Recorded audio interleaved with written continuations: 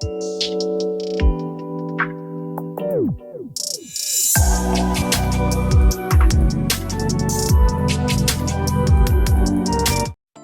Friends, आज का video है बहुत इंपॉर्टेंट, बहुत इंटरेस्टिंग, क्योंकि आज इस वीडियो में हम देखने वाले हैं कि टैली प्राइम का यूज़ करके कैसे हम पेरोल या फिर जो सैलरी स्लिप, जब हम कहीं जॉब करते हैं किसी ऑर्गेनाइजेशन में तो हमारा एम्प्लॉयर हमें सैलरी स्लिप देता है, तो टैली प्राइम का यूज़ करके कैसे हम सैलरी स्लिप प्रिंट कर सकते हैं और टैली प्राइम का यूज़ करके कैसे हम पेरोल वगैरह मेंटेन करते हैं। जो बड़े बड़े ऑर्गेनाइजेशंस होते हैं वो अपने एम्प्लॉयज़ को सैलरी स्लिप वगैरह देते हैं, जो कभी अगर आप बैंक लोन लेने जाते हैं वहाँ पर यूज़ होती है।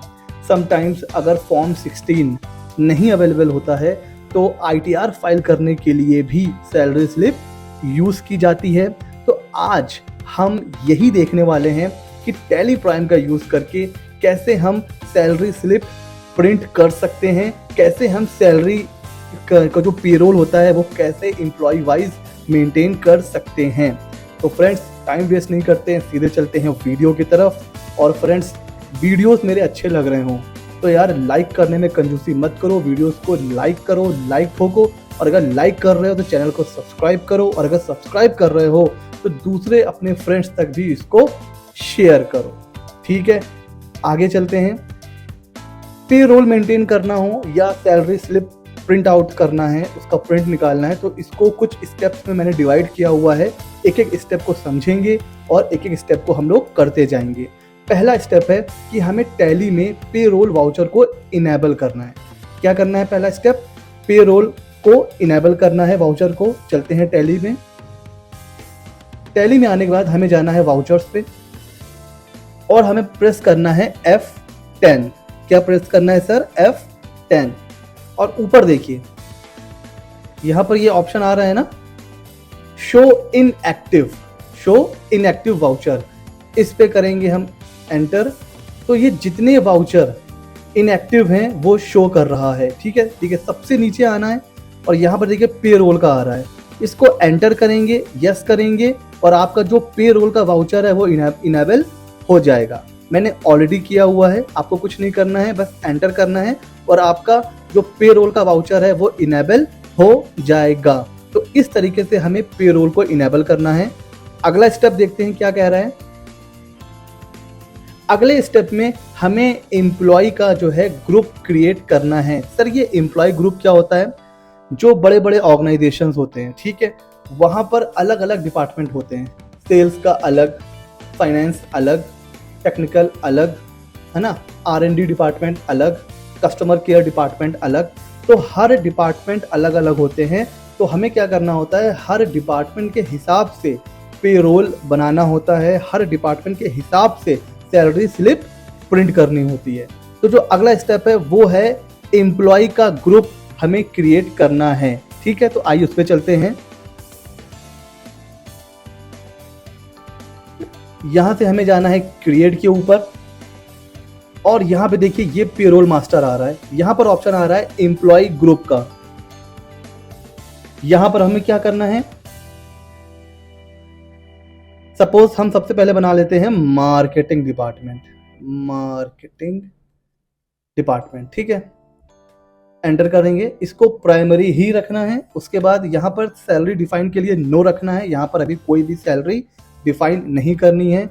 एंटर करेंगे और ये सेव हो जाएगा। अगला हम चलिए बना लेते हैं फाइनेंस का। ये हमने बना लिया, ये भी प्राइमरी के में ही आएगा और यहाँ पर भी सैलरी डिफाइन करने की ज़रूरत नहीं है। इसको एज इट इज सेव कर लेते हैं। दो बना लिए हैं हमने, मार्केटिंग एंड फाइनेंस। अब देखते हैं अगला स्टेप क्या है सर। ये हो गया सेकंड स्टेप, एम्प्लॉय ग्रुप कैसे क्रिएट करना है। ठीक है, अब थर्ड स्टेप में ये हमसे कह रहा है यूनिट क्रिएट करना है। यूनिट क्या होती है? देखिए, मोस्ट ऑफ द ऑर्गेनाइजेशन जो सैलरी हो या वेजेस हो, कुछ भी हो, कैसे पे करते हैं? आर बेसिस पे, घंटे के हिसाब से या मिनट बेसिस पे। कुछ ऑर्गेनाइजेशन होती हैं जैसे मैन्युफैक्चरिंग कोई अगर यूनिट है तो वो प्रोडक्शन यूनिट के हिसाब से भी आपको सैलरी या वेजेस देते हैं। But most of the organisations क्या यूज करते हैं? मिनट बेसिस या फिर आवर्स बेसिस। तो अब हमें क्या क्रिएट करना है, यूनिट वर्क्स को क्रिएट करना है। ठीक है, तो यहां से हम लोग बैक आ जाते हैं, यूनिट वर्क्स में आ जाते हैं, सिंबल दे देते हैं, यहां पर हम पूरा का फुल फॉर्म लिख देंगे मिनट्स का। यहां पर कुछ भी नहीं करना है, नॉट एप्लीकेबल ही रखना है और यस कर देंगे। अगला हम लोग आवर्स का बना लेते हैं और आवर्स कर दीजिए और इसको भी नॉट एप्लीकेबल कर दीजिए यहाँ पर और यहाँ पर एंटर कर दीजिए। ठीक है, अब देखिए, अब आपको ऊपर जाना है और कंपाउंड करना है। ठीक है, कंपाउंड करने के बाद हमें जाना है आवर्स पे, और आवर्स पे ये हमसे पूछेगा कि 1 घंटा कितने मिनट का है। हो सकता है कि किसी ऑर्गेनाइजेशन में हर घंटे 5 मिनट के लिए कुछ ब्रेक मिल जाता है, ठीक है, वॉशरूम वगैरह जाना है या कुछ भी, लेकिन यहाँ पर जनरली हम लोग करेंगे आवर्स ऑफ 60 मिनट्स। ठीक है, यहाँ तक समझ में आ रहा है। 1 घंटे में 60 मिनट होते हैं और इसको डन कर देंगे। ठीक है, अब हम लोग स्केप करके पीछे आ जाते हैं। अब हम आ जाते हैं, देखते हैं अगला स्टेप क्या है। तो अभी तक हमने क्या कर लिया है, 3 स्टेप हमने क्लियर कर लिए हैं। पहला स्टेप था, तो रिवाइज कर लेते हैं फटाफट, पेरोल को इनेबल करना, ये हमने देख लिया। दूसरा देखा हमने एम्प्लॉय ग्रुप को क्रिएट करना, ये देख लिया सर हमने। अगला हमने देखा कि यूनिट वर्क्स वो कैसे क्रिएट करना है, वो देख लिया सर।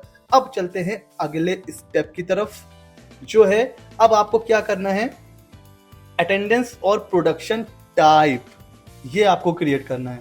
ठीक है, अब ये क्या होता है, देखना होता है कि जो आप लीव दे रहे हो, कई बार आप कुछ लीव अलाउ करते हो अपने एम्प्लॉयज को विद पे, मतलब अगर आपका एम्प्लॉय छुट्टी पर है तभी उसके पैसे नहीं कटते हैं।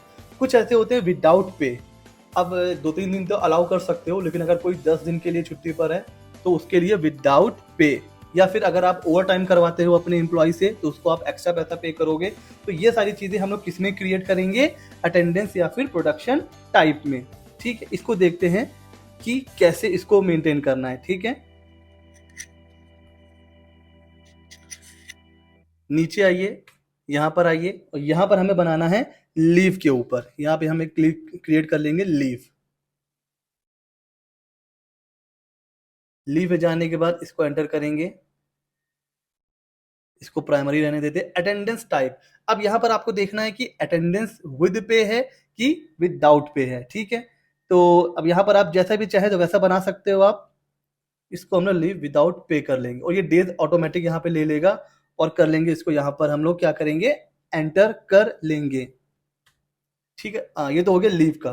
दूसरा बना लेते हैं ओवर टाइम का।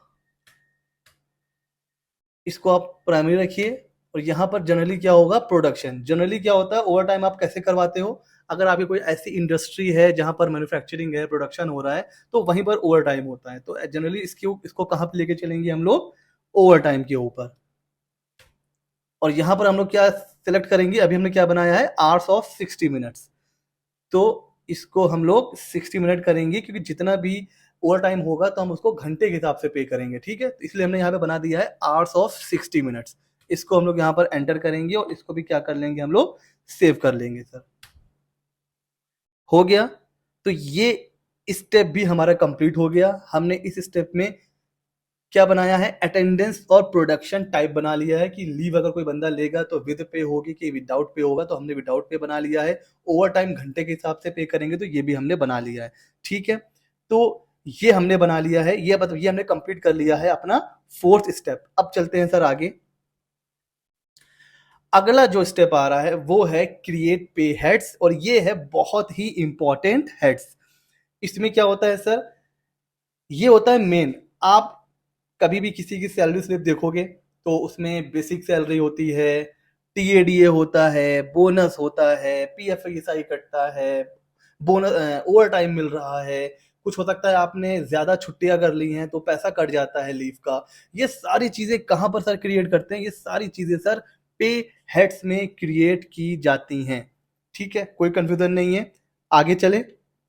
ठीक है, आप इसको देखते हैं कैसे करना है क्रिएट। यहाँ पे हम लोग आ जाएंगे बैक और नीचे देखिए ऑप्शन आ रहा है पे हेड्स का, यहाँ पे कर लेंगे हम लोग क्लिक और यहाँ पर हम बनाएंगे सबसे पहले बेसिक सैलरी का। बेसिक सैलरी का पहला हेड बनाएंगे और उसके बाद हमें करना है एंटर। अब यहाँ पे कुछ ऑप्शंस आ रहे हैं, बट हमें क्या करना है, हमें करना है अर्निंग फॉर एम्प्लॉयज। ये सारी चीजें अभी हमें नहीं करनी है। जो भी बेसिक सैलरी होता है वो क्या होता है, आपका एम्प्लॉय जो होता है उसकी अर्निंग होती है। तो यहाँ पर हमेशा हमें क्या करना है, बेसिक सैलरी में अर्निंग फॉर एम्प्लॉयज। ठीक है, अर्निंग फॉर एम्प्लॉयज करना है हमें। उसके बाद एंटर करेंगे। यहाँ पर दो ऑप्शन आ रहा है, फिक्स है कि वेरिएबल है। हो सकता है कहीं कहीं पर सैलरी वेरिएबल हो, बट हम लोगों को जनरली क्या होता है, फिक्स्ड होती है। तो हम यहाँ करेंगे फिक्स्ड। अच्छा, नेचर क्या होगा सर, नेचर सैलरी का होता है इनडायरेक्ट एक्सपेंस, ये तो हम पढ़ चुके हैं। ठीक है, यहाँ पर इसको यस करना ही है। इसके बाद चलते हैं आगे। यहाँ पे बेसिक सैलरी रखना है इसके ऊपर। यहाँ पर कह रहे हैं use of calculation of gratuity, no कर देते हैं अभी फिलहाल तो इसको। एंटर करने के बाद हम फिर यहाँ पर आएंगे। अब यहाँ पे क्या कह रहा है, एज यूजर डिफाइंड या फिर कंप्यूटेड वैल्यू। अगर आप एज यूजर डिफाइन करोगे इसका मतलब क्या होगा कि आप एंटर कर सकते हो। तो इसको हमेशा क्या रखना है, आपने इसको आपको हमेशा रखना है एज यूजर डिफाइन। ठीक है, एज यूजर डिफाइन रखना है ताकि आपको खुद एंटर करना है। क्योंकि हो सकता है फाइनेंस हेड में 5 बंदे काम कर रहे हैं, किसी की सैलरी 35,000, किसी की 20, किसी की 25। तो आपको क्या करना है, हमेशा इसको एज यूजर डिफाइन करना है। उसके बाद यहाँ पर क्या करना है, सीधे इसको सेव कर लेना है। तो ये क्या बन गया सर हमारा, ये बन गया हमारा पहला हेड बन गया है। ठीक है सर। अच्छा, बेसिक सैलरी के अलावा और क्या होता है, और सर हो सकता है डीए होता है। ठीक है, तो डीए का सर हम लोग बना लेते हैं। तो सबसे पहले हम लोग यहाँ पर टाइप कर लेते हैं डीए। डीए का मतलब क्या होता है, डीए का मतलब होता है डियरनेस अलाउंस। इसका मतलब ये होता है महंगाई भत्ता। महंगाई वगाई की आप सुना होगा हिंदी में वर्ड महंगाई भत्ता, वो दिया जाता है। ठीक है, ठीक है सर। तो ये हमने बना लिया। ये भी क्या होती है, ये भी होता है earning for employees. Basic salary की तरह ये भी अर्निंग ही होती है। तो इसको हम लोग क्या करेंगे, अर्निंग पे कर लेंगे। यहाँ भी फिक्स रखते हैं। ये क्या है, ये भी हमारा, जब सैलरी हमारी इनडायरेक्ट एक्सपेंस है तो डीए भी हमारा इनडायरेक्ट एक्सपेंस होगा। यहाँ पर इसको यस ही करना है, यहाँ पे डीए कर देंगे, इसको एज इट इज रहने दीजिए। अब यहाँ पर एज यूजर डिफाइन भी आप कर सकते हो। अगर ऐसा करोगे तो फिर क्या होगा, आपको मैन्युअली पुट करना पड़ेगा। लेकिन डीए जनरली किसके बेसिस पे कैलकुलेट किया जाता है, बेसिक सैलरी के हिसाब से उसको बेस बनाते हुए उसका कुछ परसेंटेज होता है। ठीक है, तो इसको हमेशा क्या करेंगे हम, एज कंप्यूटेड वैल्यू। ठीक है, यहाँ पर ये राउंडिंग के लिए पूछ रहा है तो नॉर्मल कर दीजिए राउंडिंग। यहाँ पर ये क्या क्या कह रहा है, यहाँ पर ये आपसे कह रहा है कि क्या कोई स्पेसिफाइड फॉर्मूला आप रखना चाहते हैं, कोई सब टोटल है, कोई डिडक्शन टोटल है। तो हम लोग क्या करेंगे, ऑन स्पेसिफाइड फॉर्मूला। एंटर कर दिया सर हमने। ये किसके बेस पे कैलकुलेट होगा, बेसिक सैलरी पे। सिंपली एंटर कर दीजिए और यहाँ पर करेंगे एंड ऑफ लिस्ट। अब ये इफेक्टिव डेट बता रहा है। ठीक है, तो इसको एंटर कर देते हैं। अब ये क्या कह रहा है, अप टू में आप टाइप करो जो भी सैलरी है। ठीक है, 35,000। तो हम लोग वैल्यू पुट कर सकते हैं, परसेंटेज भी पुट कर सकते हैं, जैसा आपको चाहिए परसेंटेज कर सकते हैं हम लोग। तो जैसे सपोज कर सकते हैं 8%। ठीक है, और यहाँ पर क्या है, यहाँ पे परसेंटेज कर लेते हो, यहाँ पे कर लेते हैं हम लोग 3%। अब सर इसका मतलब क्या हुआ, इसका मतलब ये हुआ सर, अगर किसी की सैलरी 35,000 तक है तो उसको मिलेगा डीए कितना, 8%। अगर किसी की सैलरी 35,000 तक है तो उसको डीए मिलेगा 8%। और अगर किसी की सैलरी 35,000 से ज्यादा है तो उसको क्या मिलेगा, उसको सर मिलेगा 3% का डीए। इसका मतलब ये हो रहा है, समझ में आ रहा है, चीजें क्लियर हो रही हैं, यहाँ पर कोई कंफ्यूजन नहीं है। अगर कोई कंफ्यूजन है तो आप कमेंट सेक्शन में मुझसे पूछ सकते हैं। ठीक है, उसके बाद सीधे यहाँ पर एंटर करेंगे और इसको करेंगे सेव।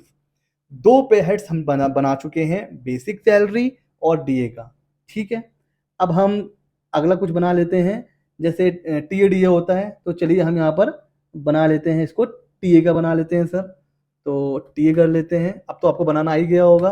टीए भी क्या होता है सर, टीए भी सर हमारी जो होती है वो अर्निंग, एम्प्लॉय की अर्निंग ही होती है। तो इसको अर्निंग टू एम्प्लॉय करेंगे, इसको फिक्स रखेंगे सर। और इसको भी करेंगे हम क्या, इनडायरेक्ट एक्सपेंस में जाएगा सर। इसको ऐसे करते, इसको भी ऐसे छोड़ दीजिए। एज यूजर डिफाइंड में आपको नहीं करना है, आपको क्या करना है, आपको एज कंप्यूटेड वैल्यू पे जाना है सर। यहाँ पर नॉर्मल राउंडिंग कर लेते हैं सर, इसको लिमिट में कर लेंगे जैसा अभी हमने किया हुआ है। ठीक है, तो अब यहाँ पर क्या करना है, स्पेसिफाइड फॉर्मूला पे जाना है। किसके बेसिस पर होता है, टीए भी बेसिक सैलरी के बेसिस पे ही दिया जाता है, तो हम लोग इसको भी बेसिक सैलरी ही करेंगे। ठीक है सर, एंड ऑफ लिस्ट यहाँ पर करना है। यहाँ पर आप डिफाइन कर सकते हैं, जैसे सपोज 30,000 यहाँ रख देते हैं कि 30,000 तक। अब वैल्यू भी एक बार देख लेते हैं कि वैल्यू कैसे हमें क्या करना है। तो वैल्यू हम डाल देते हैं 500, ठीक है, और यहाँ पर डाल देते हैं, यहाँ भी वैल्यू कर लेते हैं सपोज 800। क्या मतलब, वही मतलब निकला कि अगर आपकी सैलरी 30,000 तक है तो आपको कितना टीए मिलेगा, 500। अगर आपकी सैलरी 30,000 से ज्यादा है, अगर आपकी सैलरी 30,000 से ज्यादा है तो फिर आपको कितनी मिलेगा टीए, वो मिलेगा आपको फिर 800 रुपए। ये इसका मतलब निकल के आता है। ठीक है, आगे चलते हैं सर, इसको भी करेंगे और इसको भी कर लेंगे सेव। ठीक है, इसको भी कर देंगे सेव। तो अब हमारे कौन कौन से जो है हेड्स वो कंप्लीट हो चुके हैं सर।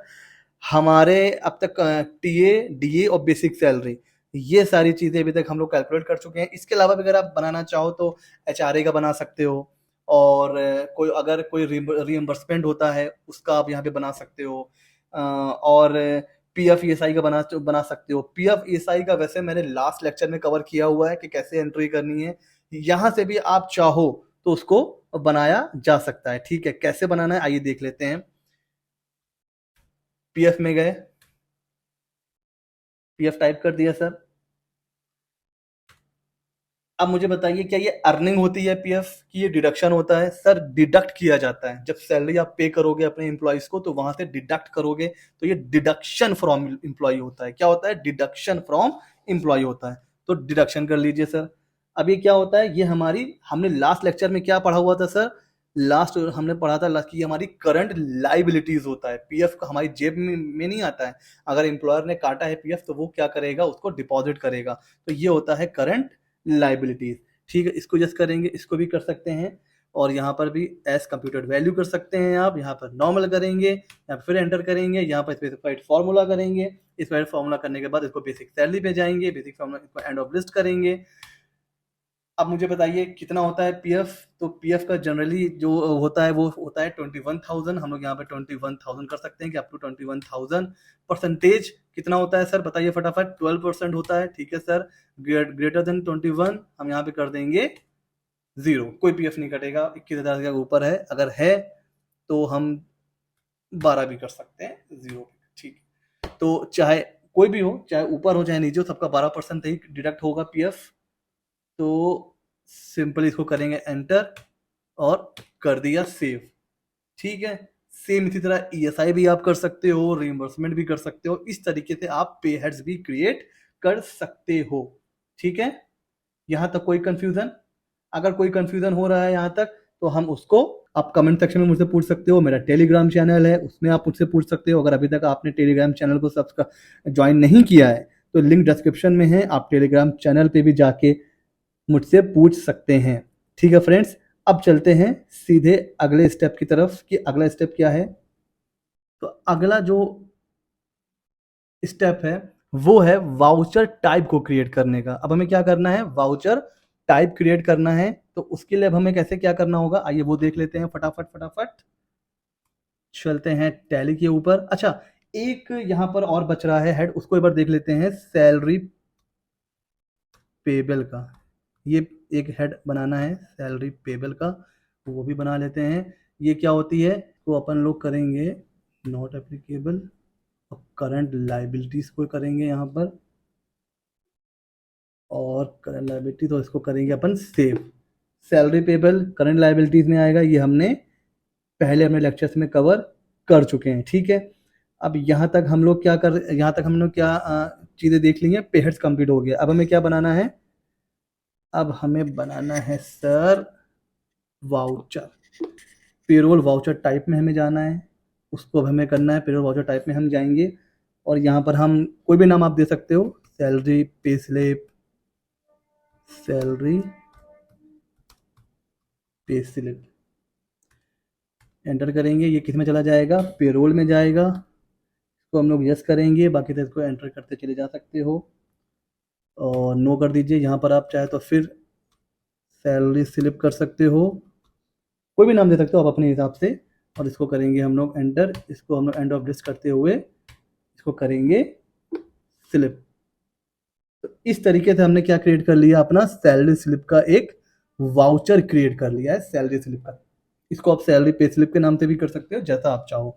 तो ये हमने 6 स्टेप यहाँ तक अभी तक सीख लिए हैं। फटाफट इसको एक बार और रिवाइज कर लेते हैं। पहला है, हमने पेरोल वाउचर को इनेबल करना देखा। सेकंड, फिर हमने क्रिएट किया है एम्प्लॉय का ग्रुप जो अलग अलग होते हैं, सेल्स, फाइनेंस, टेक्निकल वगैरह। फिर थर्ड में हमने देखा यूनिट और वर्क्स को क्रिएट करना। फिर हमने अटेंडेंस प्रोडक्शन टाइप को क्रिएट करना देखा चौथे स्टेप में। फिफ्थ स्टेप में हमने पे हेड्स को कर लिया है क्रिएट, और वाउचर टाइप को कैसे क्रिएट करना है, सैलरी स्लिप वगैरह जो कोई भी नाम दे सकते हो आप, वो हमने कर लिया है। और अब सैलरी स्लिप या सैलरी पेरोल का आखिरी स्टेप, इसके बाद हम सीधे एंट्री करेंगे। तो जो आखिरी स्टेप है और सबसे इंपॉर्टेंट स्टेप है, एम्प्लॉय को क्रिएट करना। ठीक है, अब देखिए कैसे क्या करना है, कैसे हम एम्प्लॉय को क्रिएट करते हैं। बैक आ जाइए। बैक आने के बाद ये है एम्प्लॉय का ऑप्शन, इसको करते हैं अपन क्लिक, और कोई भी नाम यहाँ पे दे देते हैं, जैसे मिस्टर राम। ठीक है, प्राइमरी में यहाँ पे किस हेड में वो काम कर रहे हैं। ठीक है, मार्केटिंग के हैं, फाइनेंस के हैं, तो हमने कौन से 2 ग्रुप हमने बनाए थे, तो हम मान के चलते हैं, चलिए ये जो है फाइनेंस के हैं। ठीक है सर, फाइनेंस में आ गए। अब यहाँ पर हमें डिफाइन करनी है सैलरी। यहाँ पर बहुत इंपॉर्टेंट स्टेप है, बहुत ध्यान से समझिएगा। यहाँ पर नो नहीं करना है, यहाँ में हमें करना है यस। तो हम यहाँ से डिफाइन करेंगे सैलरी डिटेल को, यस कर देंगे। ठीक है, जैसे यहाँ पर आएंगे तो यहाँ पर देखिए बेसिक सैलरी आ रहा है, इसको एंटर कर देते हैं। फिर आएगा हमारा डीए है, डीए आप कर सकते हो। उसके बाद आपका टीए भी आएगा, आप चाहो तो पीएफ भी कर सकते हो। तो ये सारी चीज़ें यहाँ पर आएंगे। ठीक है, एंड ऑफ लिस्ट में जाना चाहो तो आप एंड ऑफ लिस्ट में भी जा सकते हो। ठीक है, सीधे हम लोग एंटर करते हैं। अब एम्प्लॉय नंबर आप कुछ भी दे सकते हो, जो भी एम्प्लॉय आईडी होती है, तो अब 1010 कर लो, कोई दिक्कत नहीं है। अब ये कौन है, ये हैं सपोज फाइनेंस हेड है। फंक्शन क्या है, आप कर सकते हो कि ऑडिट फंक्शन है। ठीक है, लोकेशन आप डाल सकते हो न्यू दिल्ली, जेंडर कौन है आपका मेल, डेट ऑफ बर्थ आप कुछ भी डाल सकते हो सर।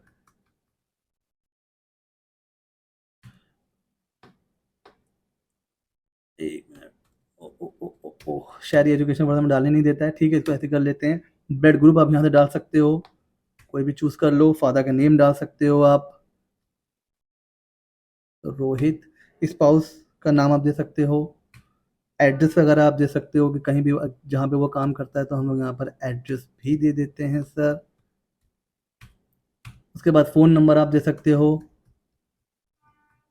और ये मेरा मोबाइल नंबर है फ्रेंड्स। अगर आपको कुछ भी क्वेरी हो तो आप व्हाट्सएप पर इसी नंबर पर आप मेरे को कांटेक्ट कर सकते हो। ठीक है, तो मैंने लगे हाथ अपना नंबर भी दे दिया है। ईमेल आईडी देना चाहो तो वो भी दे सकते हो।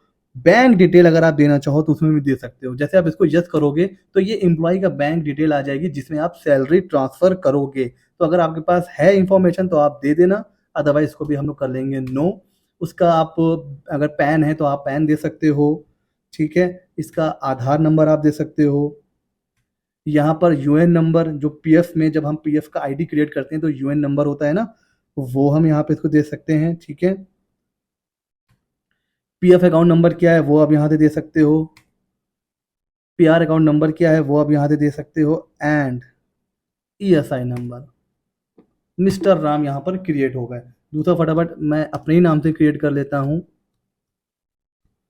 ठीक है, यहाँ पर स्पेस बार, मैं हूँ समझ सपोज मार्केटिंग का, कर लिया। यहाँ पर मुझे सैलरी डिफाइन करनी है, यहाँ पर बेसिक, एंड ऑफ लिस्ट नहीं, यहाँ पर मुझे करना है बेसिक सैलरी। फिर डीए, टीए आप पीएफ चाहो तो पीएफ भी कर सकते हो। फिलहाल मैं यहाँ पर टीए डीए तक रख रहा हूँ। मेरी एम्प्लॉय आईडी आप कह सकते हो सपोज 1A01 है। डेजिग्नेशन में मार्केटिंग मैनेजर हूँ। ठीक है सर। फंक्शन आप क्या करते हो, आप मार्केट सर्वे ये कर सकते हो। लोकेशन न्यू दिल्ली कर सकते हो। Gender male, date of birth यहाँ पर जो भी है आपका, father name, spouse name, address, phone number, bank detail अगर है, अदरवाइज पैन, आधार, अगर ये सारी चीज़ें हैं तो आप एंटर ज़रूर करो।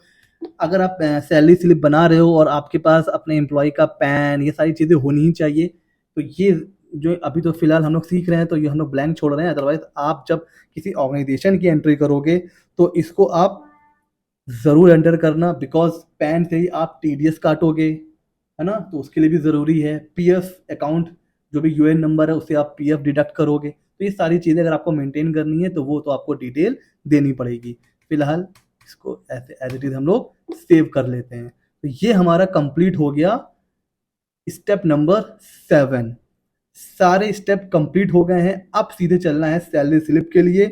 और वीडियो थोड़ा लंबा हो रहा है। सैलरी स्लिप कैसे प्रिंट करते हैं, कैसे उसकी एंट्री करते हैं, अब ये हम लोग देखेंगे अपने अगले वीडियो में। अभी तक हम लोगों ने 7 स्टेप देख लिए हैं। इन स्टेप को आप घर में प्रैक्टिस करिए। देखिए, जब तक प्रैक्टिस नहीं करेंगे तो वीडियो देखने का कोई फायदा नहीं है। पहले स्टेप में हमने पेरोल को, वाउचर को इनेबल किया। दूसरे स्टेप में हमने एम्प्लॉय ग्रुप को क्रिएट करा। तीसरे स्टेप में हमने यूनिट जो वर्क्स होता, यूनिट जो होती है उसको क्रिएट किया। चौथे स्टेप में हमने अटेंडेंस प्रोडक्शन टाइप को क्रिएट किया। पांचवें स्टेप में हमने पे हेड्स बनाए। छठे स्टेप में हमने वाउचर टाइप क्रिएट करा। और लास्ट स्टेप में हमें जितने भी एम्प्लॉयज थे, मिस्टर राम जो भी हमारे एम्प्लॉयज थे, हमने वो क्रिएट करा। अब हम अगले वीडियो में देखेंगे कि कैसे एंट्री करनी है सैलरी स्लिप की, और कैसे उसके प्रिंट निकालना है, और कैसे मतलब जो tally prime salary slip print करता है तो उसका फॉर्मेट क्या होता है। ठीक है, तो ये सारी चीज़ें हम लोग नेक्स्ट वीडियो में कवर करने वाले हैं। तब तक स्टे सेफ। वीडियोस अच्छे लग रहे हैं तो लाइक करो। मिलते हैं अगले वीडियो में।